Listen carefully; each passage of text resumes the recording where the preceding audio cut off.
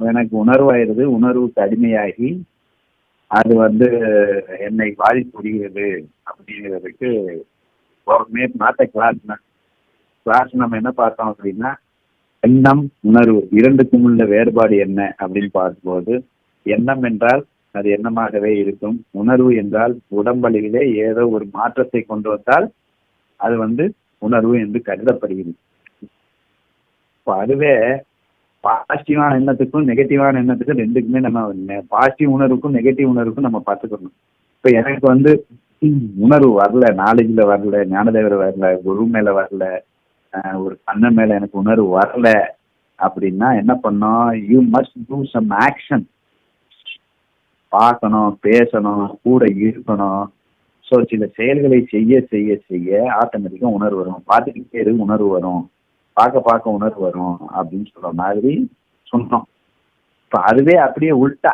நேற்று ஒரு பையன் கேட்டான், திடீர்னு ஒரு தாட்டு வந்து ஐயோ நம்ம இப்படியே போனால் என்ன ஆயிரும், நம்ம பொண்டாட்டிக்கு இப்படி ஆயிருமோ, நம்ம பிள்ளைக்கு இப்படி ஆயிருமோ, நம்ம குடும்பத்துக்கு இப்படி ஆயிருமோன்ட்டு ஒரு தாட்டு வந்து ஹார்ட் பீட்லாம் ரைஸ் ஆகி ரோட்டில் 2 நாள் தூங்க முடியாமல் கஷ்டப்பட்டேன் அப்படின்னு. அப்போ வெறும் தாட்டா இருந்தால் பிரச்சனை இல்லை, அது எதுவாக மாறிடுச்சு, இப்போ உணர்வாக மாறிக்கிட்டு. அப்போ அது உணர்வாக மாறியதின் விளைவு அவன் வந்து கஷ்டப்பட்டான். அப்போ இந்த உணர்வு அவனுக்கு அவசியமற்றது, தேவையற்றது. அப்போ என்ன பண்ணோம்? உணர்வுனா என்ன சொன்னோம்? உடம்பிலே சில மாற்றங்களை ஏற்படுத்துவது உணர்வு. அப்போ அதையே யூஸ் பண்ணிக்கிற வேண்டினா உடம்புல நம்ம ஒரு மாற்றத்தை கொண்டு வந்துடணும்.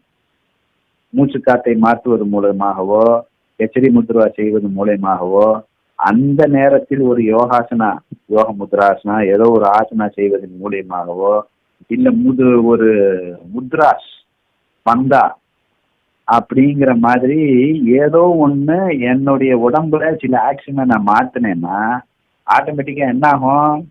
உணர்வு மாறிடுறாங்க. அப்போ அந்த நெகட்டிவ் உணர்வு வந்து நமக்கு சூப்பராக போயிடும் அப்படிங்கிறது அவன்கிட்ட சொன்னான். அதே மாதிரி சில பேர் என்ன பண்ணுவான்னா, ஒரு பாசிட்டிவ் உணர்வுன்னு சொல்லிட்டு அதுக்குள்ளேயே சோம்பேறியா உட்காந்துருப்பான். ஏமா என் காதலியே நினைச்சிட்டு இருந்தேன், நல்லா இருந்ததுன்னு சொல்லிட்டு ஒரு வேலையும் பார்க்காம இருந்திருப்பான். அப்போ அது என்ன பண்ணணும் அப்படின்னா, அது உனக்கு உணர்வு இருக்குன்னா அந்த உணர்வை செயல்படுத்துவதற்கும் பயன்படுத்தினா.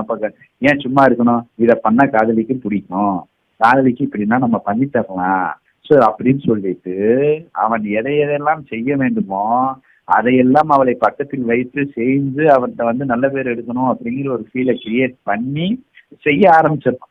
செய்ய ஆரம்பிச்சாதான் ஃபீல் வரும். ஓ அவளுக்காக பண்றோம், அவளுக்காக இதை பண்றோம், அவளுக்காக காலையில எழுந்திரிச்சு யோகா பண்றோம், அவளுக்காக வந்து நான் சமைக்கிறேன் அப்படின்னு சொல்லிட்டு அவன் ஆரம்பிக்கணும். அவனுக்காக அவளுக்காக ஆரம்பிக்கும் போது அதே உணர்வோடு இந்த அன்றாட வேலைங்கிறதும் சேர்த்து எக்ஸ்ட்ரா உணர்வு. இது ஆட் பெனிஃபிட்டா. சும்மாவே உட்காந்துட்டு தங்கச்சிக்குள்ள உட்காந்து ஏன்னு அது உணர்வேன்னு சொன்னோம் இல்லையா? உணர்வென்று வந்தால் ஆக்ஷன்ல இருக்குன்னு சொன்னோம்ல. 2 ஆக்ஷன், உடம்புலே மாற்றம் வரும், 2வது ஒரு பிசிக்கலாவே ஆக்ஷன் வரும். அது வந்து இன்னொரு அம்மா கூட சொல்லுச்சு இல்லையா, ஒரு அம்மா செகண்ட் ஸ்டாண்டர்ட் பையனுக்கு வந்து மேக்ஸ் சொல்லி தர்றாங்க.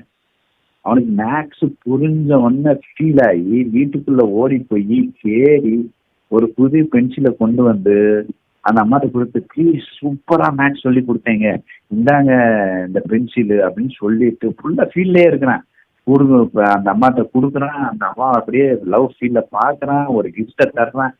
சொல்லி தந்தது மேக்ஸ் தானே, சொல்லி தந்த மேக்ஸ்ல ஃபீல் இருக்கு, மேக்ஸையும் தாண்டி சொல்லி கொடுத்தவங்க மேல ஃபீல் இருக்கு. அதை கிஃப்டை கொண்டு வந்து அந்த பையன் தாரான். அப்பா இது வரல, எனக்கு ஃபீல் வரலன்னு என்ன பண்ணான்? ஆக்ஷன்ல கொண்டு போவான். ஒரு கிஃப்டை வாங்கி கொடுப்போம், இதை பண்ணா அவங்களுக்கு பிடிக்கும்ல, ஸோ எதை பண்ணுவோம், கூட இருப்போம், ஸ்பெண்ட் பண்ணுவோம், பேசுவோம் அப்படின்னு சொல்லிட்டு அந்த ஃபீலை வந்து அவன் கூட அந்த கிரியேட் பண்ணணும். அப்பதான் ஃபீல் வரும். ஃபீலே இல்லைன்னா அந்த ஃபீலை கொண்டு வரணும். அப்போ இங்கே வந்து நான் எனக்கு நல்ல ஃபீல் இருக்குன்னு அதுலேயே தமச்சிக்கா இருக்கிறேன்னா, தமச்சிக்கா இருக்கிற எப்படி? அப்போ ஃபீல் இருந்துச்சுன்னா அப்போ அவன் பென்சிலை கொண்டு வந்து கொடுத்தாங்கிறது செயல், ஈஸ் இன் ஆக்ஷன். ஃபீல் வந்தது, இன்னும் ஆக்ஷன்ல இருக்குண்ணா.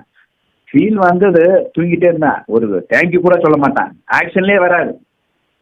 அப்போ ஆக்ஷன்லேயே வராதுன்னா அது ஃபீலே இல்லை, எண்ணத்தோடய நிற்குதுன்னு அர்த்தம்.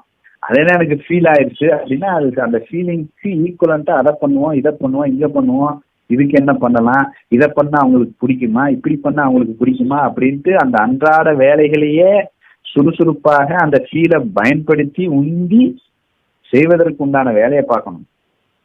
நெகட்டிவ் ஃபீல்னா நம்ம சொன்ன மாதிரி ஆசனா முத்ரா பந்தா வச்சு தூக்கி, பாசிட்டிவ் ஃபீல்னா அதுக்கு உண்டான ப்ராக்டிஸ் பண்ணு. ஸோ அந்த மாதிரி அந்த ஃபீலை கரெக்டாக டிரான்ஸ்ஃபர் பண்ண பழகிட்டோம்னா பிரச்சனை இருக்காது.